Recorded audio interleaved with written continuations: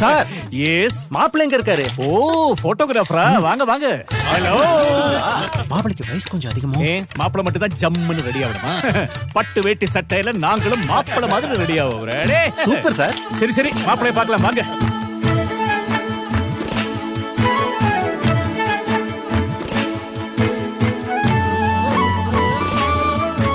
மொத்த குடும்பம் மாப்பிள்ளை மாதிரி ரெடி ஆகிற இந்த கல்யாணம் ராம்ராஜ் கல்யாணம்.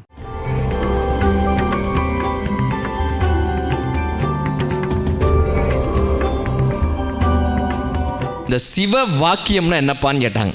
சிவ வாக்கியம்னா ஒரு சிவவாக்கியர்ன்ற சித்தர் சொன்னதுனால அது சிவவாக்கியம்னு பேர் வரலை. சிவவாக்கியர் சித்தர் சொன்னார்ன்றது மட்டும் காரணம் கிடையாது. சிவம்னா என்னன்னு புரிஞ்சுக்கணும். நம்மதில் அந்த சிவம்ன்ற வார்த்தையே ரொம்ப அழகு. இந்த சிவம்னா என்னப்பான்னா, இந்த லைட் இருக்கா, இந்த லைட் இருக்கா, இப்போ இந்த லைட்டு எரியலைன்னா என்ன சொல்லுவோம்? லைட்டு ஃபியூஸாக போயிடுச்சு, இந்த லைட்டு எரியலை, என்ன சொல்லுவோம்? ஃபியூஸாக போயிடுச்சுன்னு சொல்கிறோமா? ஃபியூஸாக போயிடுச்சுன்னா என்ன அர்த்தம்? அந்த பல்புக்குள்ளே சக்தி போல. கரெக்டாக? பல்புக்குள்ளே சக்தி போல. பல்பு வெறும் பல்பாக இருக்குது. இந்த உடம்புக்குள்ளார சக்தி இல்லைன்னா என்ன சொல்கிறோம்? அந்த உடம்பை சவம். ஆஹா, அழகாக சொன்னார். கைதட்டுங்க. உங்களுக்காக கைதட்டிக்கணும். இதெல்லாம் எ பாடி வித்தவுட் எனர்ஜி, அதை தமிழ் என்ன சொல்கிறது? சவம். உடம்பில் சக்தி இல்லைன்னா அது சவம். அந்த உடம்பில் நீர், நிலம், நெருப்பு, காற்று, ஆகாயம் என்கிற பஞ்சபூத சக்திகள் மூலமாக இந்த உடம்பில் சக்தி வந்துவிட்டால் அந்த உடம்பு சிவம். சாதாரண சிவம். எ பாடி வித்தவுட் எனர்ஜி சவம். எ பாடி வித் எனர்ஜி, அதான்ப்பா சிவம் அப்படின்னார். உடம்புல ஒரு சக்தி வந்துருச்சுன்னா அந்த சக்தியின் மூலமாக அது சிவமாக மாறுகிறது. சரி, இந்த லைட்டு எரியுது, அதனால் எல்லாருக்கும் பயன் இல்லைமா? பயன் வந்துருமா? வராது. இந்த லைட்டு கீழே இப்படி உட்காந்து கேட்கணும், ஒரு சொற்பொழிவை உட்காந்து கேட்கணும். இந்த மைக் இத்தனை நாள் அமைதியாக இருந்தது, கரெக்டாக? இன்றைக்கி இந்த மைக் எத்தனை பேருக்கு பயன்படுது? இப்போ இந்த மைக்கு சாதாரணமாக இருந்து இதுக்குள்ளே எலக்ட்ரிசிட்டின்ற ஒரு சக்தி போய் அந்த சக்தியின் மூலமாக ஒரு கருத்து போய் அந்த கருத்து இத்தனை பேர் மனதுக்குள் போகிறது என்று சொன்னால் இந்த மைக் சிவமாக இருக்கக்கூடிய இந்த மைக் மற்றவர்களுக்கு பயன்படும் போது சிவனாக மாறுகிறது. சாதாரண சிவம் மற்றவர்களுக்கு பயன்படும் நிலையில் அது சிவனாக மாறுகிறது. அப்போ சிவன்னா என்ன தெரியுமா அர்த்தம்? ஒரு தலைவனாக இருந்து, ஒரு வழிகாட்டுபவனாக இருந்து, மற்றவர்களுக்கு யாரெல்லாம் பயன்படக்கூடிய மனிதர்களாக இருக்கிறார்களோ அவர்களெல்லாம் சிவனாக இருக்கிறார்கள். சக்தி இல்லையேல் சிவம் இல்லைன்னா என்ன தெரியுமா அர்த்தம்? சக்தி இல்லையேல் அது சிவம் இல்லை, சக்தி இல்லையேல் அது வெறும் சவம். அது வெறும் சவம். நாம் சக்தியை பெற்றுட்டு சிவமாக மாறி மற்றவர்களுக்கு பயன்படக்கூடிய அந்த நேரத்தில் நாம் சிவனாக மாறுகிறோம். அப்படி சிவனாக மாறிய சித்தர் சிவவாக்கியர் என்கிற அப்படி அந்த வாக்கியத்தை, ஒரு தலைவனுடைய வாக்கியத்தை, ஒரு வழிகாட்டுதலினுடைய வாக்கியத்தை, இந்த பிரபஞ்சத்தை புரட்டி போட்டு விட முடியாதா என்கிற ஒரு மிகப்பெரிய ஒரு வேட்கையோடு வந்த ஒரு மிகப்பெரிய சித்தரினுடைய வாக்கியம் இந்த சிவ வாக்கியம். அவருடைய வேட்கை அப்படி. இப்போ சாதாரண வீட்டில் ஒரு புளியோதரை செய்கிறோம், அது பேர் என்ன? வீட்டில் செய்யக்கூடிய விஷயம் என்ன? பொங்கல் சொன்னால் அது பேர் சாப்பிட்றதுக்கு சாதம். வீட்டில் செஞ்சால் கோயிலுக்கு போனால் ஏன்? இறைவனுடைய அருளால் வந்துருச்சு. வேற ஏன் கோயிலுக்கு போனால் அது பிரசாதம்? எல்லாருக்கும் பகிர்ந்து கொடுக்கறதுக்காக. நம்ம பாரம்பரியத்தில் என்ன தெரியுமா கற்றுக் கொடுத்தாங்க? இந்த பருப்பு கடைஞ்சி ஊற்றுன விளையாடு இருக்கோம்ல, சின்ன வயசில் விளையாடிக்கிங்களா? எப்படி விளையாடுவோம்? இந்த சாதம் போட்டு பருப்பு ஊற்றி நெய் ஊற்றி என்ன பண்ணுவோம்? தாத்தாக்கு ஒரு வாய் கடைஞ்சு, ஐயா கரெக்டாக சொல்கிறாங்க பாருங்க, கடைஞ்சு தாத்தாக்கு ஒரு வாய், பாட்டிக்கு ஒரு வாய், தங்கச்சிக்கு ஒரு வாய். அப்போ கூட அப்பா கொடுக்க மாட்டாங்க, உங்கள் அப்பா வெளியே போய் சொல்லுன்றாங்க.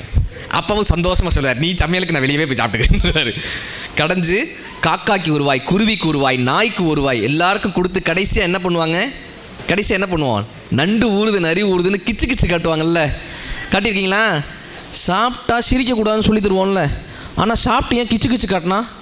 சிரிக்கக்கூடாதுல சாப்பிடும்போது, ஏன் சாப்பிட்றப்ப கிச்சு கிச்சு காட்டினா என்ன தெரியுமா அர்த்தம்? தங்கம், உன்கிட்ட சாதம் இருக்குது, எல்லாருக்கும் கொடுத்துட்ற, கொடுத்துட்டா குறைஞ்சிரும், கொடுத்துட்டு அழக்கூடாதுப்பா, கொடுத்துட்டு சிரிக்கணும்னு முடிச்சதுக்கப்புறம் கிச்சு கிச்சு மூட்டி சிரிக்க வைத்தவர்கள் நம்மளுடைய தமிழர்கள். நம்ம மட்டும் சாப்பிடக்கூடாதுப்பா, எல்லாருக்கும் கொடுத்துட்டு சாப்பிடணும்ப்பான்னு கற்றுக் கொடுத்தாங்களா? இப்போ வீட்டில் செஞ்சால் சாதம் கோயிலுக்கு போனால் அது ஏன் தெரியுமா பிரசாதமாக மாறுது? சமைச்சவங்க யாருதுன்னு சாப்பிட்றவங்களுக்கு தெரியாது. சாப்பிட்றவங்க யாருன்னு சமைச்சவங்களுக்கு தெரியாது. கரெக்டா? பிறரினுடைய சாதம் அங்கே பிரசாதமாக மாறுது. ஹோட்டல்லையும் இதே தான். ஆனால் ஹோட்டலில் காசு வந்துடுது இல்லை.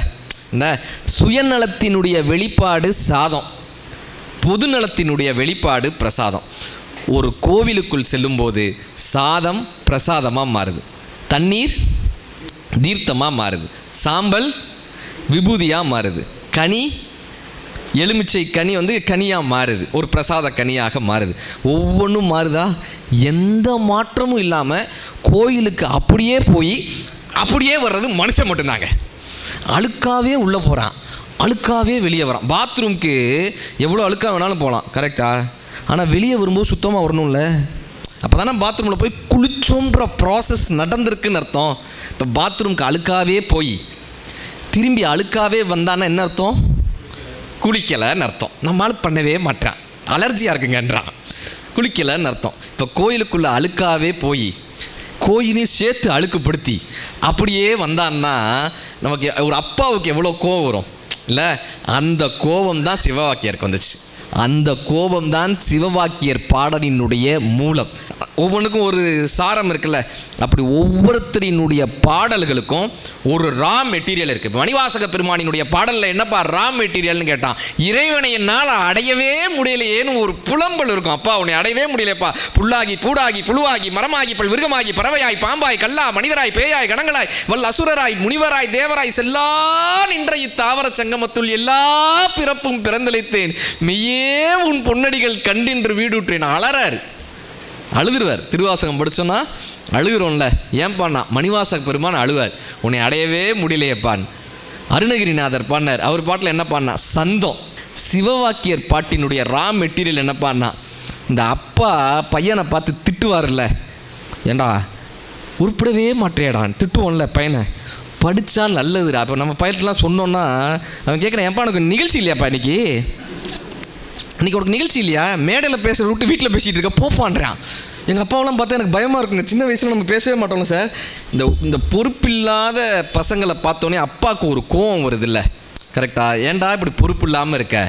ஏன்டா உன்னை மாதிரி பொறுப்பு இல்லாமல் இருந்தவன்லாம் எப்படி தெரியுமா ஆயிட்டான்? உன்னை மாதிரி பொறுப்பு இல்லாமல் இந்த உலகத்தில் சுற்றிட்டு இருந்தவன்லாம் எப்படி அழிஞ்சு போயிட்டான்? ஒவ்வொரு அப்பாவும் திட்டுறோம்ல, பையனை திட்டுறோம்ல. பொறுப்பில்லாத பிள்ளைகளை பொறுப்புள்ள அப்பா எப்படி திட்டுவாரோ அப்படி பொறுப்பில்லாத இருக்கக்கூடிய அல்லது ஆன்மீகத்தை உணராமல் இருக்கக்கூடிய ஆன்மீகவாதிகளை ஒரு பொறுப்புள்ள அப்பாவாக கண்டிக்கக்கூடிய பாடல் அல்லது பொறுப்புள்ள அப்பாவாக ஆதங்கத்தை சொல்லக்கூடிய பாடல் தான் இந்த சிவவாக்கியரினுடைய பாடல். ஓடி ஓடி ஓடி ஓடி உட்கலந்த சோதியை நாடி நாடி நாடி நாடி நாட்களும் கழிந்து போய் வாடி வாடி வாடி வாடி வாழ்ந்து போன மாதர்கள் கோடி கோடி கோடி கோடி எண்ணிறைந்த கோடியே. எத்தனை பேரியா அந்த பூமிக்கு வந்தாங்க, எத்தனை பேரியா இந்த பூமியை விட்டு போயிருக்கான். இந்த உள்ள இருக்கக்கூடிய ஒளியை உணராமலே போயிட்டாங்கப்பா. நீங்களும் அப்படி போயிடாதீங்கப்பான்னு சொல்லக்கூடிய அந்த ஆதங்க மொழி இருக்குல்ல, நீங்களும் அப்படி போயிடாதீங்கப்பா. உட்கலந்த சோதியை நாடி நாடி நாடி நாடி நாட்களும் ஓடிடுங்க நாள், கரெக்டா? திடீர்னு திரும்பி பார்த்தா 10 வருஷம் ஓடிடுது. நம்ம பார்த்து பிறந்த குழந்தைங்க திடீர்னு 10வது வந்துருச்சுங்க. நாடி நாடி நாடி நாடி நாட்களும் கழிந்து போய் வாடி வாடி வாடி வாடி வாழ்ந்து போன மாதர்கள் கோடி கோடி கோடி எண்ணிறைந்த கோடியே. காசிக்கு போகணுன்னு 10 வருஷமாக பேசிகிட்டே இருப்போம் வீட்டில். இந்த காசிக்கு போயிடுவோம், அந்த காசிக்கு போயிடுவோம், இந்த இதில் பண்ணிவிடுவோம். 10-15 வருஷம் அப்படியே ஓடிடும் இல்லை? அப்படி இந்த நாள் ஓடிடுதேப்பா, நாள் ஓடிடுதே. ஆனால் இந்த இறைத்தன்மையை நீங்கள் அடையவே இல்லையேப்பான்னு சொல்லக்கூடிய அந்த அந்த அந்த இடம் இருக்குல்ல, அதுதான் அப்பாவினுடைய இடம். இப்போ ஒரு அப்பா சொன்னால் நம்ம ஏற்றுப்போமா? இன்றைக்கி இருக்கிறவன் அதுக்கு ஒரு விளக்கம் நம்ம சொல்லிடுறோம். ஒரு அப்பா புலம்புவார்ல, ஃப்ரெண்டுக்கிட்ட கூப்பிட்டு சொல்கிறார், என் பையன்கிட்ட எவ்வளோ பெரிய பிஸ்னஸ் வச்சுருக்கேங்க, என் பையன் அதுக்கு லாயக்கே இல்லைங்கன்னார். ஏன்னு கேட்டாங்க. இப்போ பாருங்களேன்னு பையனை கூப்பிட்டார். ஒரு 50 ரூபா நோட்டு, ஒரு 500 ரூபா நோட்டு 2 வச்சார். எதிராக வேணும்னார். அவன் 50 ரூபாய் எடுத்துகிட்டு போயிட்டான். பார்த்தீங்களா? 50 ரூபா வைக்கிறேன், 500 ரூபா வைக்கிறேன், 500 ரூபா தானே எடுக்கணும், 50 ரூபாய் எடுத்துகிட்டு போகிறான். இவன் எப்படி நாளைக்கு பிஸ்னஸ் உருப்பிடுவான் எப்படின்னு திட்டிகிட்டே இருக்கார். இப்போ அவர் ஃப்ரெண்டில் அந்த பக்கமாக போய் பையனை பிடிச்சி கேட்டார், ஏன்டா 50 ரூபா வைக்கிறாரு, 500 ரூபா வைக்கிறாரு, 500 ரூபா எடுக்க வேண்டியதானடா, ஏன்டா 50 ரூபா அவன் சொன்னால், தினம் எங்கள் அப்பா இந்த விளையாட்டு விளையாடுவார். யாரையாவது கூப்பிட்டு நான் முட்டாள்னு நிரூபிக்கிறதுக்கு ஒரு 50 ரூபாயும் 500 ரூபாயும் வைப்பார். நான் என்னைக்கு 500 ரூபாயை எடுக்கிறேனோ அன்னைக்கு இந்த விளையாட்டு முடிஞ்சிடும், எனக்கு 50 ரூபா கிடைக்கிறது கிடைக்காம போயிடும், எனக்கு 50 ரூபா கிடைக்கிறது கிடைக்காம போயிடும். எங்கள் அப்பா என்னைய முட்டாள்னு நினச்சிக்கிட்டு இருக்காரு, நினச்சிட்டு போகிறாரு. 50 ரூபா தானே நமக்கு முக்கியம். தெரியுதா? இப்போ நம்ம என்ன தெரியுமா நினைக்கிறோம், இந்த அப்பாவினுடைய புலம்புல நம்ம என்ன பண்ணிடுறோம்னா, ஏதோ ஒரு மன திருப்தியில் ஒரு 1000 ரூபாயை கொடுத்து கடவுள் பக்கத்தில் போய் நின்று அப்படி கும்பிட்டுட்டா கடவுள் கிட்ட போயிட்டோன்னு நினச்சிட்றானே. இன்றைக்கி சொல்லிட்டு போகிறேங்க, காசு கொடுத்து கடவுள் கிட்ட போய் தரிசனம் பண்ணக்கூடிய, அல்லது நான் காசு கொடுத்து கடவுளிடம் பக்கத்தில் சென்று தரிசனம் செய்தேன் என்று சொல்லக்கூடிய யாரும் கடவுளினுடைய ஒரு துளியை உணர முடியாது. ஒரு துளியை உணர முடியாது. தன்னுடைய அகங்காரத்தின் மூலமாகவோ, தன்னுடைய பணத்தின் மூலமாகவோ, தன்னுடைய பதவியின் மூலமாகவோ, நான் அங்கே போய் கேட்குறானே கடவுள் சந்நிதி முன்னாடி, நான் யார் தெரியுமா அப்படின்றான். நான் யார் தெரியுமா? 2 பேர் அங்கே அவருக்கு டிக்கெட் கவுண்டர் கொடுக்குறவர், நான் யார் தெரியுமா இவர், நான் யார் தெரியுமா ஐடி கார்டை காமிச்சு, நான் யார் தெரியுமா இவர், நான் யார் தெரியுமா. அங்கிருந்து கடவுள் கிட்டார், நான் யார் தெரியுமாடா. ஏன்டா ஏன் முன்னாடியாடா 2 பேரும் சண்டை போடுவீங்க, நான் யார் தெரியுமாடா. இந்த பக்கத்தில் போய் சார் ஒரு 100 ரூபா கொடுத்தா நின்று இப்படி பார்த்தோன்னா விளக்கு தெரியும், அதான்ப்பா கடவுள்ன்றாங்க. ஒரு 500 ரூபா கொடுத்தா கடவுளுடைய சிலையை பார்க்கலாம். 1000 ரூபா கொடுத்தா பக்கத்தில் நின்று மாலை மரியாதை, எல்லா இடத்துலையும் கிடையாது, ஒரு சில இடத்துல மாலை மரியாதையோட பூஜை பண்ணி, நீங்கள் 1000 ரூபா கொடுக்குற இடத்துல 5000 ரூபா கொடுங்க. நீங்கள் ஏன் வரீங்க, நான் சாமியை தூக்கிட்டு வீட்டுக்கு வரேன்றானுங்க. நீங்கள் வீட்டில் இருங்க சார், உற்சவரை தூக்கிட்டு நாங்கள் வரோம் சார். இப்போ இது இறைத்தன்மையை அடைஞ்சிட முடியுமா இந்த இடத்துல? அதுதாங்க சிவவாக்கியார் கேட்டார். நமக்கே சிரிக்கும் போது ஒரு கோவம் வருது இல்லை, இதை சிரிச்சவன் நமக்கு ஒரு கோவம் வருது இல்லை, இந்த கோவம் தான் சிவவாக்கியருக்கு வந்துச்சு. இந்த கோவத்தை தான் சிவவாக்கியர் கேட்டார். சார் அழகா ஒரு பாட்டு போட்டார், கோவிலாவதேதடா குளங்களாவதேதடா, கோவிலும் குளங்களும் கும்பிடும் குலாமரே, கோவிலும் மனத்துளே குளங்களும் மனத்துளே, ஆவதும் அழிவதும் இல்லை இல்லை இல்லையேன்னார். இப்போ இதை கேட்கும்போது நம்ம கோவம் வருது இல்லை, சிவவாக்கியர் எப்படிப்பா கோவிலே இல்லைன்ட்டாருன்னு. கரெக்டா? இதை மேலோட்டமாக பார்த்தோன்னா கோவம் வரும். ஒருத்தர் அந்த காலத்தில் நந்தனாரெல்லாம் உள்ளரே உடலே இல்லை, அந்த காலத்தில் ஒருத்தர் போனார், நான் சிவபெருமானை பார்க்கணுன்னார். சிவபெருமானை பார்க்கணுன்னார். அவங்க சொன்னாங்க, எப்பா நீ உன்னுடைய குலத்துக்கு நாங்கள் உள்ள விட மாட்டோம், வெளியே போன்ட்டாங்க. இவர் போய் வேதம்லாம் படிச்சுட்டு வந்தார். இப்போ நான் வேதம் படிச்சுட்டேங்க, நான் உள்ளே விடுங்க, விட மாட்டேன்னாங்க. ஆகமம் படிச்சுட்டேங்க, இன்னும் கொஞ்ச நாள் வந்தார். ஆகமம் படித்தேங்க, உபநிடம் படிச்சுட்டேங்க, நான் இதை படித்தேங்க அதை படித்தேங்க, நான் எப்படியாவது ஒரு தடவை தரிசனம் பண்ணணும், விடவே மாட்டேன்ட்டாங்க. இப்போ அவர் போய் ஒரு மரத்துக்கிட்ட நின்று தேம்பி தேம்பி அலறாரு. பின்னாடி இருந்து ஒருத்தர் தோலை தட்டினார், ஏன்ப்பா அலற அப்படின்னார். என்னை இந்த கோயிலுக்குள்ளே விடவே மாட்டாங்க, நான் வேதம் படித்தேன், ஆகமம் படித்தேன், உபநிதம் படித்தேன், எல்லாம் படிச்சுட்டு என்னை இந்த கோயிலுக்குள்ளே விட மாட்டாங்க. அவர் சொன்னார், என்னையும் தான் விட மாட்டாங்க, நான் அழுதுகிட்டா இருக்கேன். நீ யார், நீ என்ன படித்தேன்? நான் தான் அந்த கடவுள்னார். நான் தான்ப்பா அந்த கடவுள், நான் எதுவும் படிக்கல, அதனால் என்னையவே அந்த கோயிலுக்குள்ளே விட மாட்டேன்ட்டாங்க. சார் நல்லவர்கள் ஒரு கட்டிடத்துக்குள் நுழையும் போது கட்டிடம் கோவிலாகிறது. நல்லவர்கள் கட்டிடத்துக்குள் நுழையும் போது நல்ல கருத்துக்களை அப்படி பேசுகிறோம்ல, அதனால தான் அவ்வை சொன்னாங்க, எது பாட்டு இனிதுன்னு கேட்கும்போது, இனிது இனிது ஏகாந்தம் இனிது, தனியாக இருக்கிறது இனிது இனிது ஏகாந்தம் இனிது, அதனினும் இனிது ஆதியை துள்ளுதல், அதனினும் இனிது அறிவினர் சேருதல், அதனினும் இனிது கனவிலும் நினைவிலும் அவர் சொல் கேட்பது தானே. நல்லவர்கள் இணையும் போது ஒரு கட்டிடம் கோவிலாகிறது, தீய எண்ணத்தோடு நுழையும் போது கோவில்கள் கட்டிடமாகிறது. கோவில்கள் கட்டிடமாகுது. கரெக்டா? கோவிலாவதேதடா குளங்களாவதேதடா. இந்த பாட்டை திரும்ப கேட்டு பாருங்க. கோவிலாவதேதடா குளங்களாவதேதடா, கோவிலும் கும்பிடும் கோவிலும் குளங்களும் கும்பிடும் குலாமரே, ஆவதும் அழிவதும் இல்லை இல்லை இல்லையே. கரெக்டா? என்ன பார்த்தோம்னா, இப்போ ஒரு கோயிலுக்கு எல்லாரும் போவோமா? ஒரு திருடன் போகிறான் கோயிலுக்குள்ளே, ஒரு திருடன் போகிறான். இந்த திருடன் என்ன நினைப்போட போகிறான்? சிவபெருமானை கும்பிட்டு முக்தி அடையணுன்ற மிகப்பெரிய வேட்கையோடைய போகிறாங்க? இல்லை, அவனுக்கு என்ன பண்ணா, நிறையா கூட்டம் வருவாங்க, நம்ம கத்திரிக்கோளுக்கு நல்ல வேலை இருக்கும். கரெக்டாக? ஒரு திருடன் கோயிலுக்குள்ளே என்னன்னு போகிறாரு? திருடுறதுக்காக போகிறாரு. சரி, அடுத்து அங்கே அந்த கோயிலை சுற்றி கடைகள் வச்சுருப்பாங்கல்ல, ஒருத்தர் பிரசாத கடை வச்சுருக்கலாம், பூக்கடை வச்சுருக்கலாம், இன்னொருத்தவங்க புத்தக கடை வச்சுருக்கலாம், ஒருத்தங்க செருப்பு ஸ்டாண்டு போட்டிருக்கலாம். இந்த கோவிலை சுற்றி கடை வச்சுருக்குறாங்கல்ல, இவங்களுக்கு கோயில்ன்றது என்னது? வணிகஸ்தலம். திருடனுக்கு திருடக்கூடிய இடம், இவங்களுக்கு வணிகஸ்தலம். அப்போ கோவில்ன்றது அங்கே ஒருத்தர் அப்படியே ஒரு மன நிறைவோடு எப்பா எப்படியாவது ஒரு முறை எனக்கு அந்த வாழ்க்கையில் ஒரு முக்தியை கொடுத்துட மாட்டேயா, இந்த வாழ்க்கையிலேருந்து என்னை விடுதலை ஆக்கிட மாட்டேயா, காதலாகி கசிந்து கண்ணீர் மல்கி ஓதுவா சொல்கிறார்ல, அப்படி எனக்கு இந்த வாழ்க்கையிலிருந்து காப்பாற்றிட மாட்டேயாப்பான்னு ஒருத்தர் வரார்ல, அவருக்கு கோயில்ன்றது தஞ்சம் அடையக்கூடிய இடம். அப்போ இந்த கோயில்ன்றது எப்படி தெரியுமா?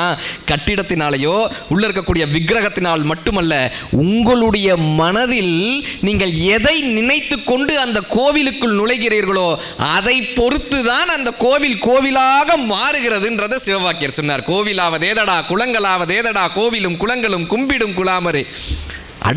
அடுத்த பாட்டு இன்னும் டாப், ரொம்ப டாப். குருக்கள் எல்லாரும் இருக்கிறாங்க, அவங்களுக்காகவே சொன்னார் 4 வேதம் ஓதுவீர். இப்போ மந்திரம் சொல்லிட்டோன்னா போதுன்றாங்களே இல்லை, 4 வேதம் ஓதுவீர், ஞானபாதம் அடைவீர், பாலுனை கலந்தவாறு பாவிகால் அருகிலீர், ஆளனுண்ட கண்டனார் அகத்துலே இருக்கவே காலன் என்று சொல்லுவீர் கனாவிலும் இல்லையே. மேலோட்டமாக பார்க்கும்போது எப்படி தெரியுமா தோணும், அவர் என்ன வேதம் சொன்னால் திட்டுறாரு, இப்படி தானே தோணும். 4 வேதம் ஓதுவீர், 4 பாதம் அருகிலீர், பாலுனை கலந்தவாறு பாவிகால் அருகிலீர், ஆளனுண்ட கண்டனார் அகத்துலே இருக்கவே காலன் என்று சொல்லுவீர் கனாவிலும் இல்லையே. யாரையும் அவர் திட்டலாம் இல்லை, யாரையும் திட்டலை. இப்போ எங்கள் வீட்டில் என்னுடைய வாழ்க்கையில் நடந்ததே சொல்கிறேன். எங்கள் தாத்தா ஆவணி ஆவட்டம்னு நாங்கள் ஒன்று பண்ணுவோம். ஆவணி ஆவட்டத்தில் வருஷம் பூனல் மாற்றணும் சார்.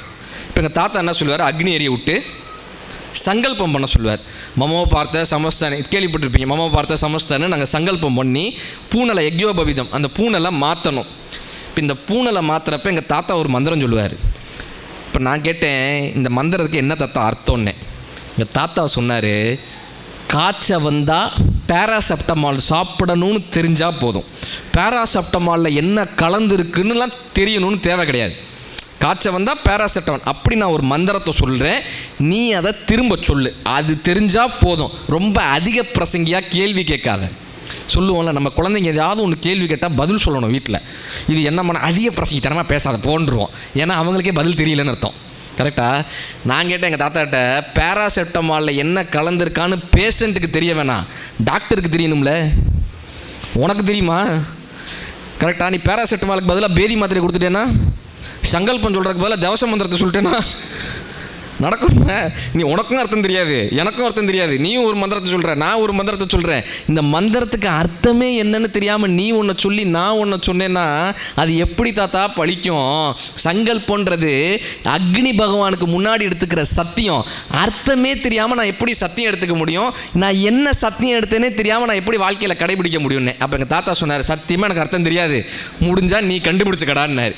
4 வேதம் ஓதுவீர், ஞானபாதம் அருகிலீர், பாலுனை கலந்தவாறு பாவிகால் அருகிலீர், ஆளனுண்ட கண்டனார் அகத்துலே இருக்கவே காலன் என்று சொல்லுவீர் கனாவிலும் இல்லை. திருக்குறளில் முதல் குறள் என்ன? அப்படின்னா எழுத்துக்கு ஆனா முதல்ல நம்ம என்ன நினச்சிட்டோம், பகவான் தான் முதல்ல நினச்சிட்டோம்ல, அது கிடையாது. பகவன். பகவன்னா என்ன பண்ணா, இரவையும் பகலையும் பகுக்கக்கூடியவன் பகவன். இரவையும் பகலையும் யாருப்பா பகுப்பான்னா சூரியன் பகுக்கிறார். அப்படி இன்னைக்கு தெரிஞ்சுக்கங்க, அகர முதல எழுத்தெல்லாம் ஆதி பகவன் முதற்றே உலகனா என்ன பார்த்தோம்னா, எழுத்துக்கு அகரம் முதல்ல. இந்த உலகத்திற்கு யாருப்பா முதல்னா சூரியன் என்கிற முதல் பொருள் தான் இந்த உலகத்திற்கான முதல்னு சூரியனை வணங்கிட்டு ஆரம்பிச்சிருக்கார். இப்போ திருக்குறள் எல்லாருக்கும் தெரியும், அதனுடைய பொருள் 1330 குறள் படித்து ஒப்பிக்கிறவன் பெரியாள் கிடையாது. 1330 குறள் படித்து ஒப்பிக்கிறவங்க பெரியாள் கிடையாது. ஒரே ஒரு குறளை படித்தாலும் அதை வாழ்க்கையில் இம்ப்ளிமெண்ட் பண்ணுறான் பாருங்க, வாழ்க்கையில் பயன்படுத்துகிறான் பாருங்க, வாழ்க்கையில் அதை பண்ணுறாங்க பாருங்க, அவங்க தான் பெரியாள். அவர்கள் தான். உங்கள் குழந்தைக்கு ஒரு குறள் சொல்லி கொடுத்தா கூட அதில் வாழ்க்கையில் பயன்படுத்துவது எப்படின்னு சொல்லித்தாங்க. ஹரிச்சந்திர நாடகம் நடக்குது, அத்தனை பேர் உட்காந்து பார்த்தாங்க. அத்தனை பேர் பார்க்கும்போது ஒரே ஒருத்தர் மட்டும்தான் இந்த ஹரிச்சந்திரன் மாதிரி நானும் இருக்கணும்ப்பான்னு நினச்சார். அவர் தான் மகாத்மா காந்தியாக வந்தார். என்ன, அவர் தான் மகாத்மா காந்தியாக வந்தார். இப்போ எவ்வளோ உண்மை பேசுகிறான்ப்பா, கடைசியில் இருந்தால் கூட அந்த உண்மையை விட்டு கொடுக்காம பேசினார். அவர் தான் மகாத்மா காந்தியாக வந்தார். அப்படி இன்றைக்கி சார் பழனியில் ஒரு நிகழ்ச்சிக்கு போகிறேன். ஒருத்தர் நைட்டு பஸ்ஸில் இப்படி நடந்துக்கிட்டே இருந்தார். நைட்டு பஸ்ஸில் எதுக்கடா இவர் நடக்க, ஸ்லீப்பர் பஸ்ஸு நல்லா இருக்குது, தூங்குற பஸ்ஸு, எதுக்கடா இவர் நடந்துக்கிட்டே இருக்காருன்னு நானும் பார்க்குறேன். காலையில் இறங்கும்போது முருகா அப்படின்ட்டு இறங்கினார். நான் இறங்கி கேட்குறேன், எதுக்கு இப்போ முருகா நைட்டு பூரா நடந்துக்கிட்டே இருந்தேன்? இல்லை, நான் ஒரு வேண்டுதல் வச்சுருந்தேன், பழனிக்கு நடந்து வரேன்னு வேண்டிக்கிட்டேன். இப்போ பஸ்ஸில் நடந்த மாதிரியே ஆயிடுச்சு. யாரை ஏமாத்துறோம்? என்ன இப்போ முருகரை ஏமாத்துறோமா, யாரை ஏமாத்துறோன்ற ஒரு கேள்வி வருதுல்ல. திருமூலர் சொல்லுவார், கண்காணி இல்லை என்று கள்ளம்பல செய்குவார், கண்காணி இல்லாத இடமில்லை காணுங்கால், கண்காணியாக கலந்தொழிந்து நின்றானே, கண்காணி காணுங்கால் கள ஒளிந்தார். என்ன இந்த புரிதலே இல்லையேப்பா. பார்க்கலைன்னு நினச்சிட்டு ஒன்று செய்கிறோம்ல. இப்போ கோயிலுக்கு ஒருத்தர் போய் சாப்பிட போகிறான். அந்த இந்த கோயிலில் போனோடனே இந்த சாமி கும்பிட்டுட்டு சுண்டல் கொடுப்பாங்கல்ல, சுண்டலை சாப்பிட்டு நம்ம என்ன பண்ணுவோம், சுண்டலை சாப்பிட்டு என்ன பண்ணுவோம், செவுத்தில் தேய்ப்போம். கரெக்டாக அதுதான் பண்ணுவோம். முக்கால்வாசி யாரும் பார்க்கலன்னா அப்படி தேய்ச்சிருவோமா, செவுத்தில் தேய்ச்சான், பார்த்தான், திரும்ப ஸ்மெல் அடிச்சிச்சு, திரும்ப தேய்ச்சான், திரும்ப மோந்து பார்த்தான், ஸ்மெல் அடிச்சிச்சு. இதை பக்கத்தில் இருந்து ஒருத்தன் பார்த்துட்டான். இப்போ இவன் பார்த்துட்டான்றதை இவன் பார்த்துட்டான். இவன் பார்த்துட்டான்றத இவன் பார்த்துட்டான். உடனே என்ன பண்ணா, இப்படி தேய்ச்சது அப்படி தொட்டு கும்பிட்டான். போயிட்டான், தொட்டு கும்பிட்டுட்டு போயிட்டான். பின்னாடி இருந்தவர் பார்த்தாரு, இங்கே பெரிய சாமி இருக்கு போல, அந்த சாமியை விட இந்த சாமி பெரிய சாமி போல. அவன் போனதுக்கப்புறம் இவர் போய் தொட்டு கும்பிட்டாரு. எதை? சுண்டல் தேய்ச்ச இடத்த. இவர் போய் அடுத்து வந்தவன் அதை போய் தொட்டு கும்பிட்டான். அடுத்து வந்தவன் அதை போய் தொட்டு கும்பிட்டான். கடைசியாக சார் பிரகாரம் சுற்றிட்டு வராங்க. 20 பேர் நிற்கிறாங்க. இங்கே சாதா சாமி 10 ரூபா, சுண்டல் சாமி 20 ரூபான்னு டிக்கெட் போட்டாங்க. இதில் என்ன கொடுமைனா, இவனும் போய் அதே பிரகாரத்தில் நிற்கிறான். சுண்டல் சாமியை உருவாக்குனதே நீதானப்பா, யாருப்பா இறைவன்னு கேட்டாங்க. கண்ணதாசன் ஐயா சொன்னார், இந்த வீடியோ உங்களுக்கு பிடிச்சிருந்தா லைக் பண்ணுங்க, கமெண்ட் பண்ணுங்க, ஷேர் பண்ணுங்க, சப்ஸ்கிரைப் பண்ணுங்க. அதோட மறக்காம பெல் ஐக்கனையும் கிளிக் பண்ணுங்க. Sir yes. மாப்பிள்ளை எங்க இருக்காரு? ஓ, போட்டோகிராஃபரா? வாங்க வாங்க. ஹலோ. மாப்பிளைக்கு வயசு கொஞ்சம் அதிகமோ? மாப்பிள மட்டும் தான் ஜம்முன்னு ரெடி ஆகணுமா? பட்டு வேட்டி சட்டையில நாங்களும் மாப்பிள மாதிரி ரெடி ஆகுறோம். Super sir. சரி சரி, மாப்பிளைய பார்க்கலாம் வாங்க.